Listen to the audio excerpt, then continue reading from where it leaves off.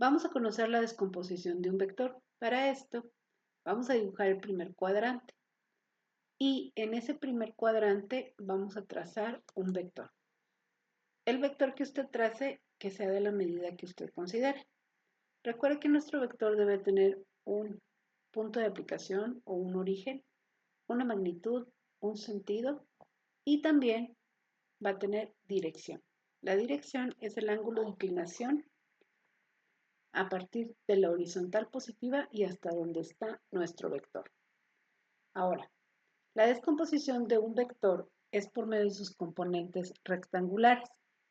Las componentes son dos vectores perpendiculares que al sumarlos dan el vector inicial. Entonces, nuestra primer componente en X sería este vector rosa que tiene aquí. Es la componente en X y la vamos a identificar como el vector V mayúscula subíndice X.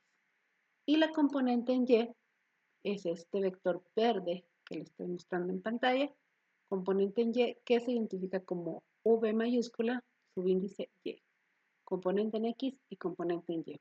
Entonces son dos vectores que son completamente perpendiculares y que si usted suma este vector más este vector, pues nos va a dar el vector V mayúscula moradito o azul morado que tenemos aquí en pantalla. Bueno, ahora, fíjese muy bien. La componente en Y, estamos hablando de que, antes de eso, estamos hablando de que estas dos componentes, la componente en X y la componente en Y, son perpendiculares. Por lo tanto, el dibujo completo es un triángulo rectángulo. Entonces, estamos trabajando dentro de un triángulo rectángulo. Si estamos tomando en referencia este ángulo alfa, entonces la componente en Y sería nuestro cateto opuesto, porque está enfrente del ángulo con el que estamos trabajando. Y la componente en X, pues sería nuestro cateto adyacente. Y nuestro vector inicial estaría representando a nuestra hipotenusa. Ahora, tenemos que recordar las funciones trigonométricas para poder encontrar las fórmulas que nos ayuden a conocer la medida de la componente en Y de la componente en X. Recuerda las funciones trigonométricas.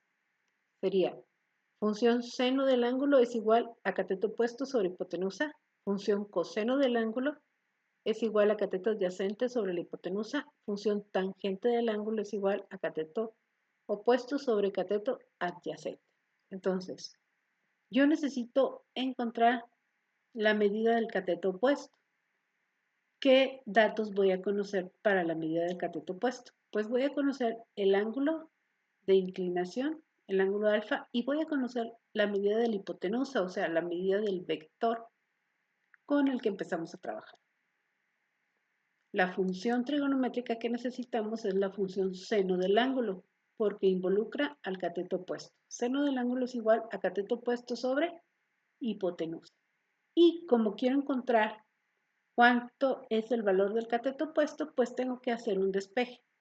La hipotenusa está dividiendo, la voy a pasar multiplicando.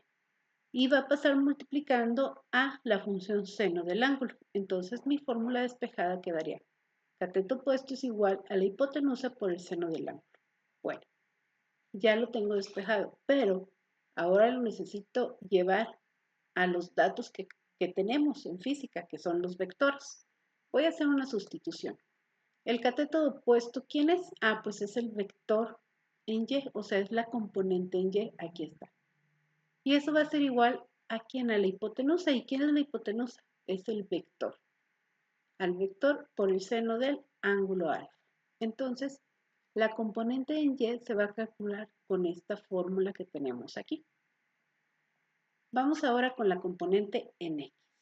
Para la componente en X, los datos que conocemos sería el cateto adyacente, el ángulo y la hipotenusa. ¿Qué fórmula trigonométrica involucra el cateto adyacente? Pues ese sería el coseno del ángulo. Coseno del ángulo es igual a cateto adyacente sobre hipotenusa. ¿A quién tengo que despejar?